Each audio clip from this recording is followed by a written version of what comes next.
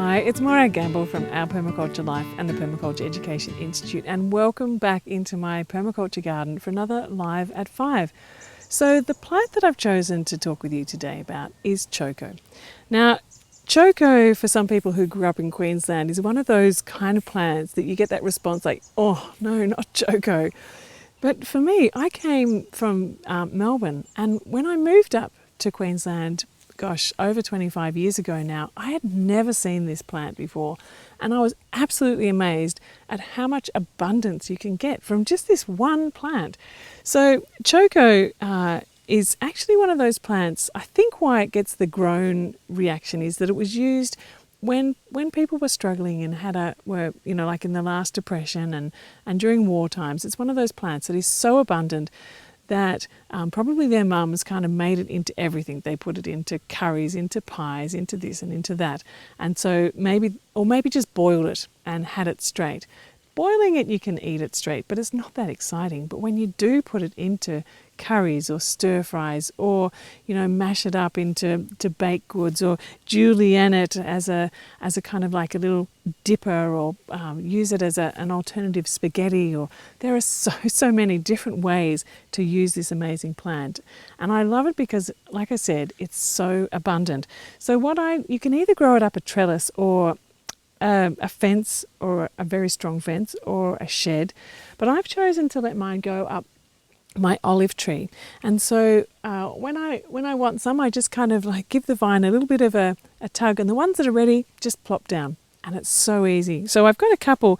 This one came down today, and it's a magnificent one, and you can actually even see inside here that the seed is starting to almost poke out, and that's ready to go, because what happens is that's the bit that starts to sprout. You see, it's got new roots coming out and new shoots. So if you leave them on the ground for a while, they'll start to do this, and then you can plant that somewhere and it will get going for next time. So I'm not going to eat this one. This one's going back into the garden, but this one is still totally edible. So you can peel the skin off these older ones. It gets a bit tough, and you can remove the seed, but don't throw it away, because if you roast that seed, it's really nutty. And actually, the older the choco, the nuttier the seed.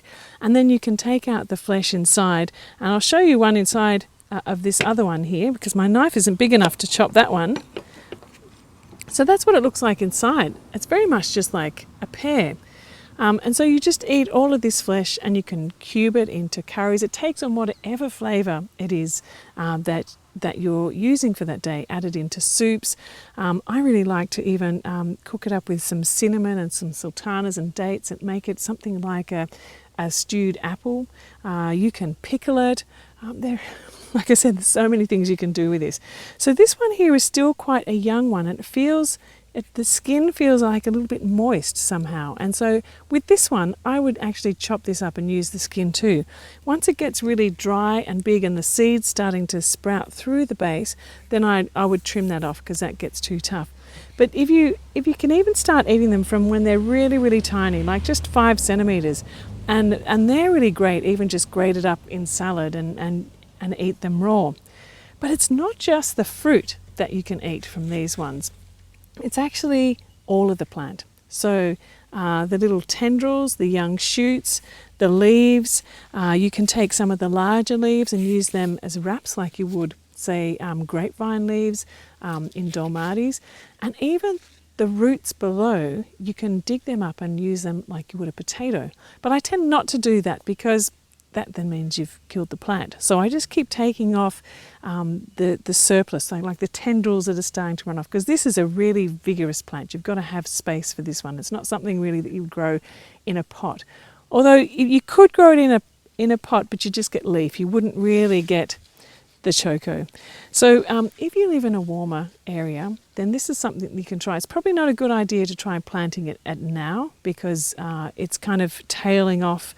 But collect a few from your friends and your neighbours, if you can find some, and have them ready to go when the season starts to warm up. And this is one of those plants that you always know that when you're looking for a bit of a filler, or you're looking for something you can make a nice pie from, that's always up here in the tree, ready to go. And so having abundance plants like that just makes you feel like, yeah, that's okay. I've always got some some food. And as long as you've got some herbs and flavourings and other bits and pieces, you can dress these chokos up however you like.